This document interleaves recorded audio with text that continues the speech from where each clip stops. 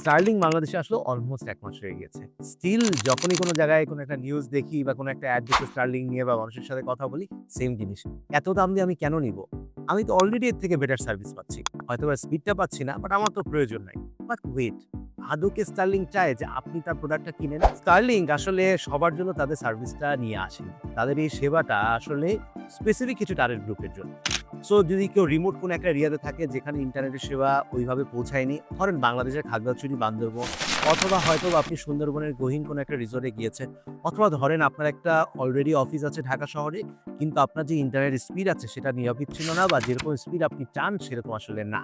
ওরা বেসিক্যালি এই ধরনের ব্যবসা বা এই ধরনের মানুষকেই খুঁজছে যাদের আসলে এই ধরনের সার্ভিস প্রয়োজন।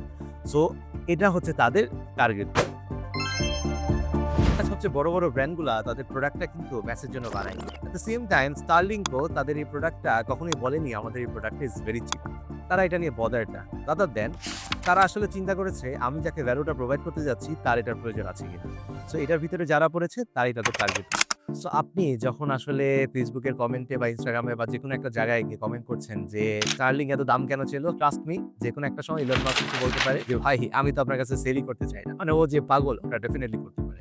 আপনি যদি একটা ব্যবসা শুরু করতে চান অথবা একটা ব্র্যান্ড ডেভেলপ করতে চান, এখান থেকে সবচেয়ে বড় লেসন হচ্ছে প্রত্যেকে আপনার অডিয়েন্স ডেফিনিটলি না। আপনার টার্গেট গ্রুপকে বুঝা এবং তাদেরকে ডিফাইন করা এবং তাদের লাইফে কি ভ্যালু এড করতে পারবেন সেই জিনিসটা বুঝা ইজ রিয়েলি ইম্পর্টেন্ট। যখন আপনি মনে করবেন আপনার এই প্রোডাক্টটা আসলে সবার জন্য, তখন আপনার কমিউনিকেশন খুবই জেনারিক হয়ে যাবে। কিন্তু যদি আপনি আইডেন্টিফাই করে ফেলতে পারতেন এই প্রোডাক্টটা আসলে ওই পার্টিকুলার মানুষগুলোর জন্য, তখন আপনার কমিউনিকেশন ডেফিনিটলি আরো বেশি টার্গেটেড হতো এবং আপনি তাদের লাইফে আরো ভ্যালু এড করতে পারতেন। তো আপনি যদি এখন কোনো একটা প্রোডাক্ট নিয়ে কাজ করে থাকেন তাহলে কমেন্ট বক্সে জানাতে পারেন এই প্রোডাক্টটা নিয়ে আপনি কাজ করছেন এবং আপনার টার্গেট গ্রুপ।